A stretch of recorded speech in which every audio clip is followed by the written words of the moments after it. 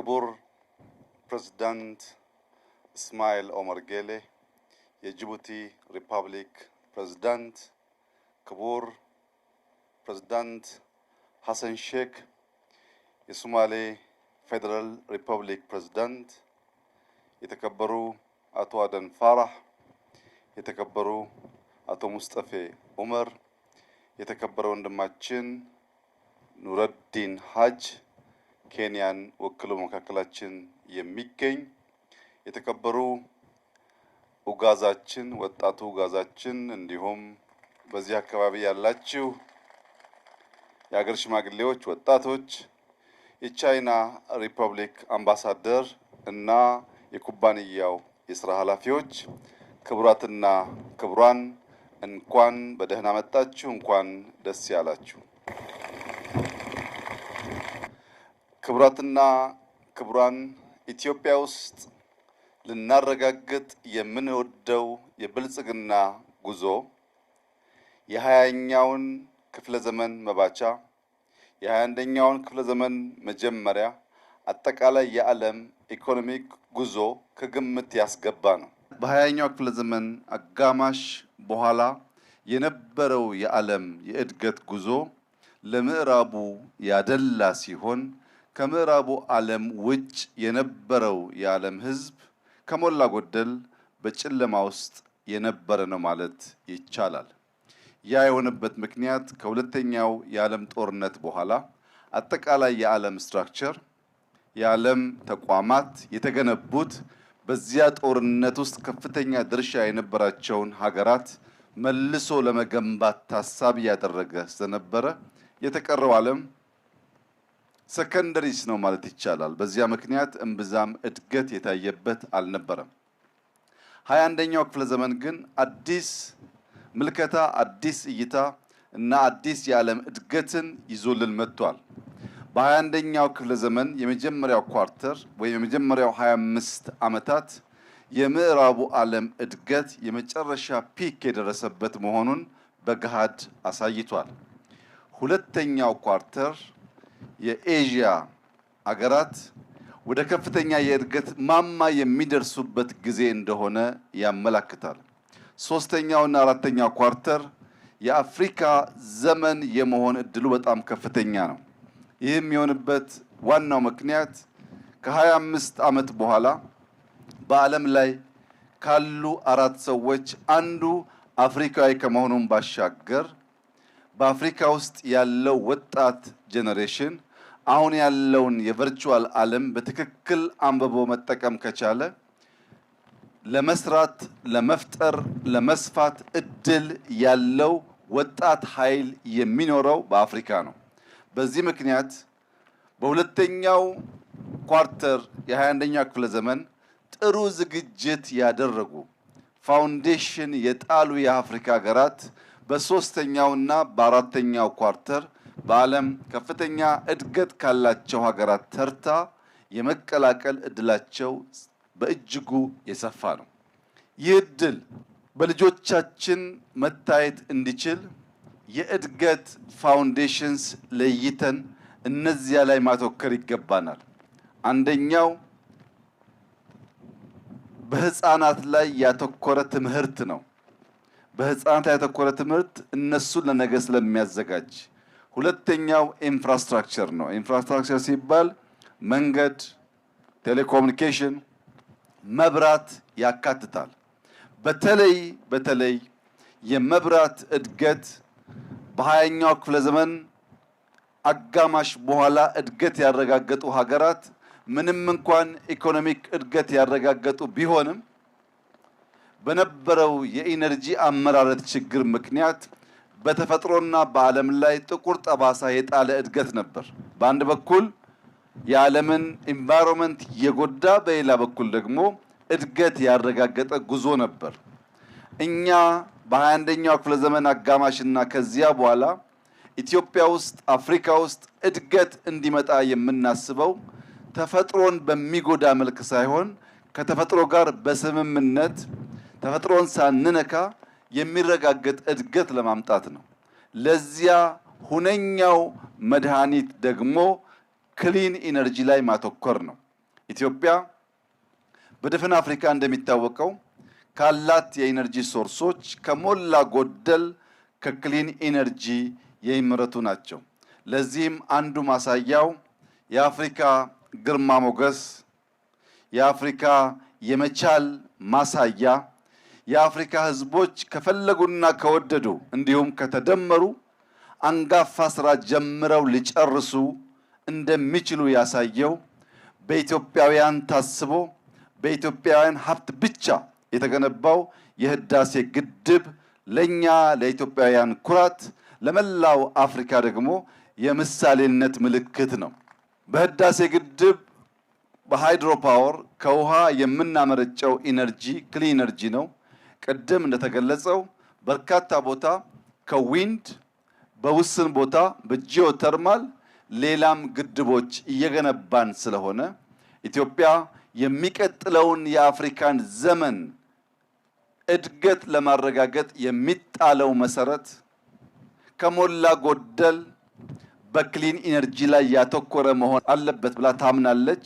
በዚሁም ምክንያት የተነሳ አይሻ ላይ እንደምታዩት በዚህ ክልል ኢነርጂ የማምረት ጅማሮ 2017 የተጀመረ ቢሆንም በኮቪድ እና በፋይናንስ እጥረት ዘግይቶ ባለፉት 1 ዓመት ተኩል ወይ 2 ዓመት ማክሲመም ይህ ፕሮጀክት የመጀመሪያው ፌዝ መጠናቀቅ ችሏል።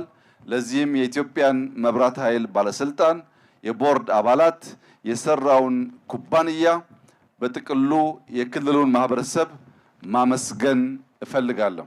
የኢትዮጵያ እድገት የኢትዮጵያ ኢነርጂ ከአካባቢ ሀገራት ትስስር ውጪ ለብቻ በማደግ የሚረጋገጥ አይሆንም።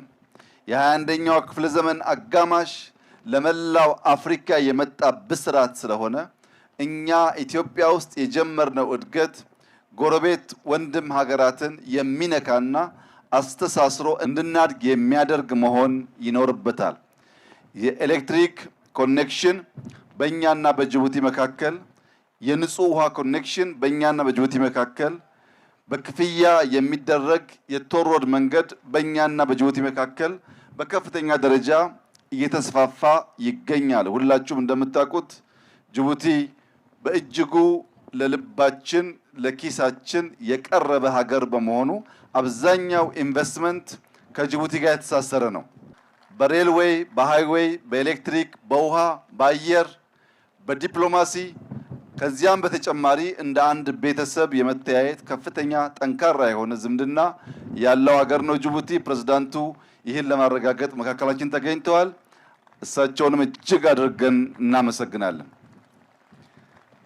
ከሱዳን፣ ከኬንያ፣ ከታንዛኒያ ጋር እነዚህን ነገሮች የምንጋራ ሲሆን በቅርቡ ከሶማሊያ እና ሳውት ሱዳን ጋር በመንገድና በመብራት ለመተሳሰር ጥረት ተጀምሯል። ይህ ጥረት እንዲሳካ በኢትዮጵያ በኩልም በሶማሌ በኩልም እንዲሁም በሳውት ሱዳን በኩል በከፍተኛ ቅንጅት የሚሰራ ይሆናል። ምክንያቱም ኢትዮጵያ ያላት የተፈጥሮ ጸጋ ከጎረቤት ሀገራት ጋር ተካፍላ የምትበላ ከሆነ ጎረቤቶቿም እንደዚሁ ያላቸውን ጸጋ ከኛ ጋር የሚካፈሉ ከሆነ ምስራቅ አፍሪካ የሚለምን ሳይሆን የሚረዳ፣ የሚበደር ሳይሆን የሚያበድር፣ ከሌሎች የሚጠብቅ ሳይሆን የሚጠበቅበት ከባቢ የመሆን እድሉ በጣም ሰፊ ነው። እጅግ ሀብታም፣ ትልቅ ፖፑሌሽን፣ ትልቅ ገበያ፣ በወጣት የተሞላ ትውልድ ያለበት ከባቢ ስለሆነ በትብብር አብሮ የመስራትን፣ ከልማት የመቋደስን፣ በጋራ የማደግን፣ አንዱ ከሌላው የመማርን ልምምድ እያሳደግን ከሄድን ምንም ጥርጥር የሌለው የ21ኛው አጋማሽ የአፍሪካ ዘመን ይሆናል። ያ የአፍሪካ ዘመን ማሳያ ፈርቀዳጅ ምሳሌዋ ደግሞ ኢትዮጵያ ትሆናለች። ይህን ለማረጋገጥ ዘርፈ ብዙ የልማት ስራዎች በኢትዮጵያ ውስጥ እየተከናወኑ ይገኛሉ። በከተማ ልማት ቅድም በጅጅጋ እንዳየነው በድሬዳዋ፣ በሐረር፣ በባህር ዳር፣ በጎንደር፣ በደሴ፣ በጅማ፣ በሐዋሳ፣ በአርባ ምንጭ፣ በአዳማ፣ በቢሾፍቱ፣ በነቀምት፣ በሮቤ በብዙ ከተሞች ከተማ ሞደርናይዝ እያደረግን ነው። የዚያ ዋነኛው ምክንያት የእድገት ማሳያው አንዱ አርባናይዜሽን እና ማህበረሰብን ከገጠር ወደ ከተማ ማስገባት ስለሆነ ዜጎቻችንን ከተሜ ለማድረግ ባለን መሻት ከተሞቻችንን ማዘመን፣ ስታንዳርዳቸውን ማስተካከል ቅድሚያ የተሰጠው ስራ ነው። ከከተሞች በተጨማሪ በግብርናው ዘርፍ በዚህ ዓመት 1.3 ቢሊዮን ኩንታል ምርት ለማምረት አቅደን ባለፉት 6 ወራት 999 ሚሊዮን ኩንታል ወይም 78% ከዓመቱ እቅድ በ6 ወር ብቻ ማሳካት ተችሏል። በግብርናው፣ በከተማው፣ በማይኒንግ፣ በኢንዱስትሪ፣ በቱሪዝም ከምናመጣቸው ውጤቶች በተጨማሪ በዋና ዋና ሴክተር በምናደርገው ኢንቨስትመንት ኢንፍራስትራክቸር እንገነባለን። ከነዚህ ውስጥ አንዱ የክሊን ኢነርጂ ነው። ዛሬ በአይሻ ያስመረቅነውን በቅርቡ በሌሎች አካባቢዎች እንዲሁ እያስመረቅን እንቀጥላለን። እንዲሁም የኮይሻ ፕሮጀክት ከአንድ ዓመት ተኩል በኋላ የሚጠናቀቅ ይሆናል። እነዚህ ሁሉ የክሊን ኢነርጂ ኢንቨስትመንት በዓለም ደረጃ ለኢትዮጵያ እውቅና ያሰጠ በመሆኑ ኮፕ 32 ወደ ኢትዮጵያ መጥቶ በኢትዮጵያ ምድር እንዲዘጋጅ የተወሰነበት ዋነኛው ምክንያት ኢትዮጵያ በግሪን ሌጋሲ ሪቨሮቿን በማጽዳት በክሊን ኢነርጂ አጠቃላይ ኢንቫይሮንመንት ላይ በምትከተለው ፖሊሲና ባስገኘችው ውጤት ዓለም ስራዋን ሬኮግናይዝ ለማድረግ ዓለም ስራዋን ለማበረታታት ኮፕ ወደ ኢትዮጵያ እንዲመጣ ወስኗል።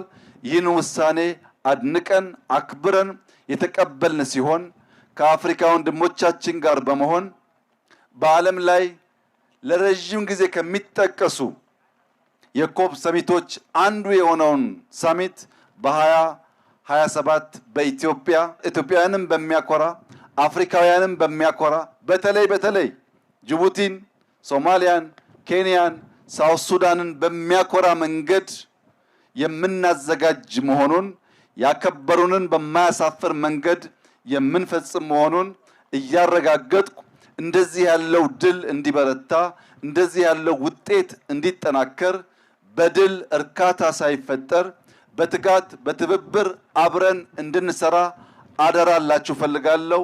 ጥሩ ጅማሮ ነው ያለው። በርትተን ውጤት እንድናስገኝ በርትተን ሀገራችንን የብልጽግና ማማ ላይ እንድናስቀምጥ በርትተን አፍሪካን በአድዋ ነጻነት ለብዙዎች አርያ እንደሆነው ለብልጽግናም ዳግም አርያ ለመሆን የበኩላችንን ሚና እንድንወጣ በታላቅ ትህትና እጠይቃለሁ። በዚህ ስራ የተሳተፋችሁ በሙሉ ከፍ ያለ ምስጋናዬን እያቀረብኩ ክቡር እስማኤል ኦመር ጌሌ የጅቡቲ ፕሬዝዳንት፣ የሁላችን አባት ወንድማችን ሐሰን ሼክ ከኛ ጋር ተገኝታችሁ የዚህ ደስታ ተካፋይ በመሆናችሁ ያለኝን ምስጋና እየገለጽኩ ይህ ፕሮጀክት የጋራ ፕሮጀክት ነው። ማስመረቅ ብቻ ሳይሆን ከኢነርጂውም በጋራ የምንጠቀም መሆኑን ልገልጽ እፈልጋለሁ። እጅግ አድርጌ አመሰግናለሁ።